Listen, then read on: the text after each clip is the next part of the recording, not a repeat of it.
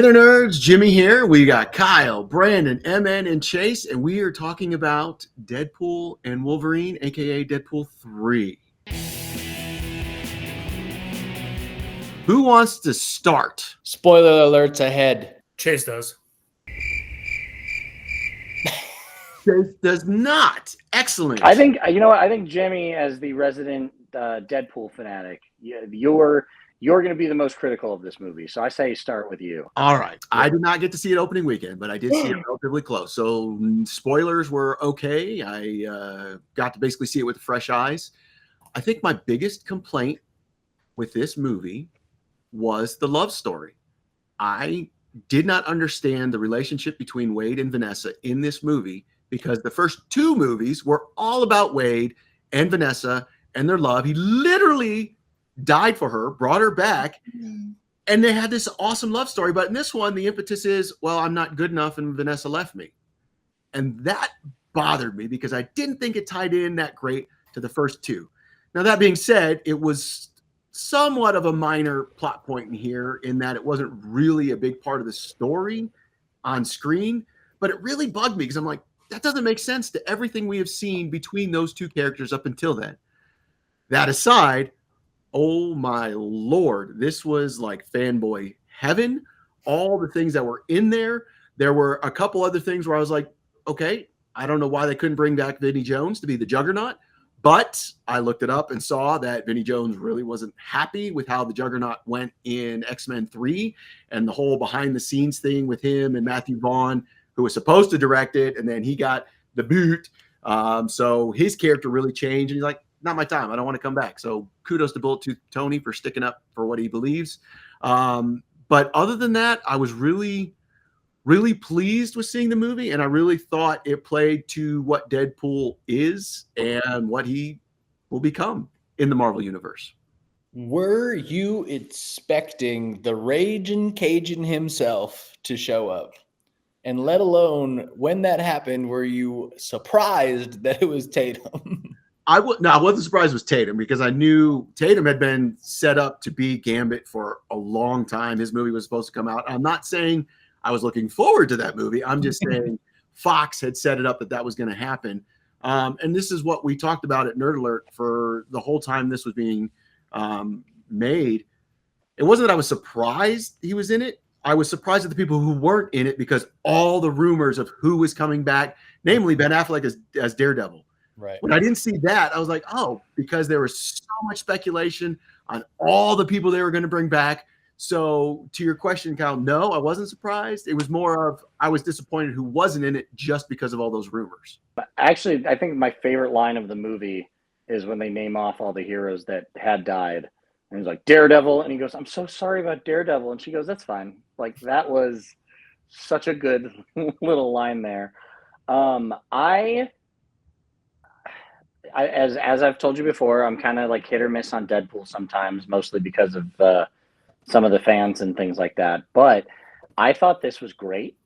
I wish, Jimmy is by far the most tolerable Deadpool fan I've ever met. By far, Jimmy is not like, remember Deadpool? And he did this, and then Deadpool. Like, okay, anyway, I'm not going to get on that, but. I was surprised. I thought they did a good job with it. I didn't really analyze the love story aspect of it till you said that. I think you're right because I don't think you would have lost anything by just having them be together. The whole thing of the movie is him going above and beyond to save those people. So I don't think you needed to have a breakup of any kind. I don't know. I guess they had to do something to have him question himself, I guess. But cameos were great. Chris Evans was outstanding. Yep. I thought that was really well done. And I think that right there go back to my Doom argument of he is playing Johnny Storm. He is not Chris Evans. He's not Steve Rogers as as the Human Torch. You know what I mean? So I thought that was cool to see. Jennifer Gardner was awesome. Wesley Snipes was awesome. I did like the little line of ain't only one blade, and he just kind of looks at the camera like I'm not going to tell him. But yeah, I thought all of it was cool. I liked that you had some people look like characters from the movie. I almost would have preferred Juggernaut having a non-speaking role since it wasn't Vinnie Jones. But that was cool, and I think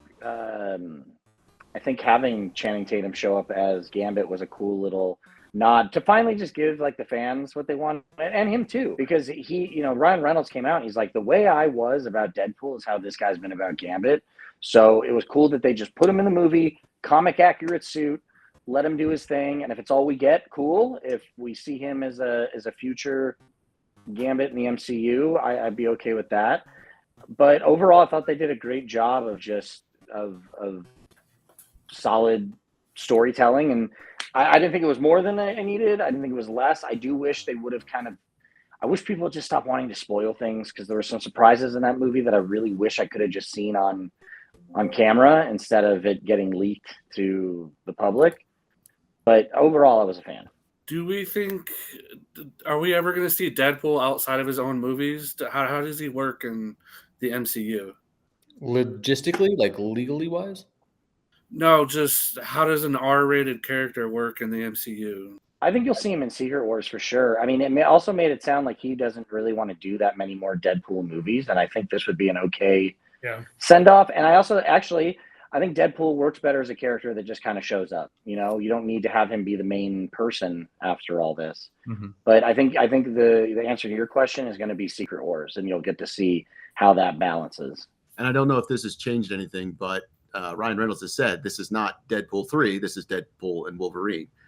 So it's not necessarily what they set up in the first two movies as the continuation, but this was sort of a special, hey, I was able to get Hugh Jackman back to be Wolverine, and we're going to make this kick-ass movie. That's where I think where you missed the point, Jimmy. The real love stories between Deadpool and Wolverine. And then our parasocial relationship with them. It's a reverent, Marvel storyline. Now you're making me feel awkward that I'm rooting for the traditional man-woman relationship and not the... No, that's the man-woman. No, that's their bond. That's what their special bond. The bros, dude. But I thought it was a great movie. I thought it was, hilarious. I think people took it way too more. You can't take it more serious than like a buddy comedy. Mm-hmm. Honestly, people were looking for way too much from it. I thought it was great. I thought it was hilarious. I had a great time with it. I had a great time at the screening that I went to. Chase, were you there? Okay. It was and Mark takes a shot. Look at Chase in his dark manner, just brooding that he didn't get to go see the first screening of it. The other thing I really like about this, as they did not bring everybody back, I really like how they brought back Rob Delaney. He is he is us in this universe, as we're just like, I want to do this stuff. What's your superpower? I got a mustache and I'm a dad. How's that? I thought that was cool. And he really brought this human element that I think maybe Vanessa had in the first two movies, that now he's like co-worker to Wade Wilson. And he's really trying to help him be normal in the world. And then he's like, no, you got to do what you got to do. And I really love that. And I loved this. I'm going to bring the tone down. I'm sorry, guys. Ryan came out and said, I felt awful not acknowledging Rob's son who passed away during the filming of Deadpool 2. So at the end of this one, they had for Harry, and it was like, hit you in the feels, because that sucks. And Rob really is an amazing guy. He's got an amazing book about it. It's a hard read, but it's so touching. But Rob Delaney is just one of these guys who he's an everyman. He's us, and now he's best buds with Deadpool. How cool is that? No, that's a great point about the audience really identifies with that character. I did like, too, that he was kind of the reason all the other Deadpools calmed down. They're like, oh, man, Peter's the best. We all have a Peter. And to that end, what I loved also was the cameos we have when all the Deadpools come on. And we have Lady Deadpool, who is Blake Lively, which is awesome. Then we have Baby Deadpool, which is his youngest kiddo. And then they have, I don't even know. Kidpool. Yeah, Kidpool, who was his other kid. And then one of my favorites, they had Wrexham Deadpool, Welsh Deadpool.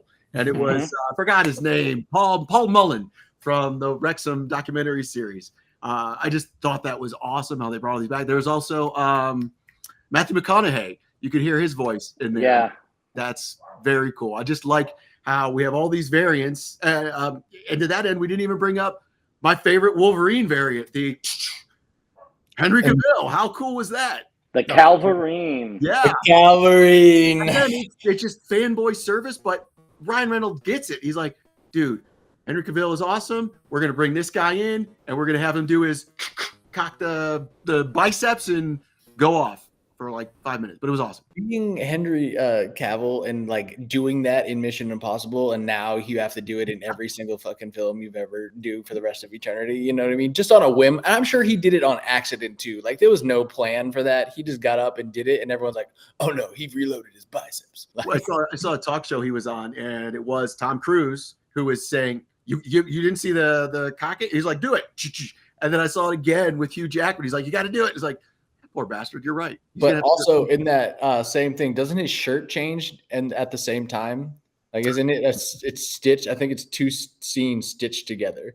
I think the cameos, like, it's one of those things that I'm glad.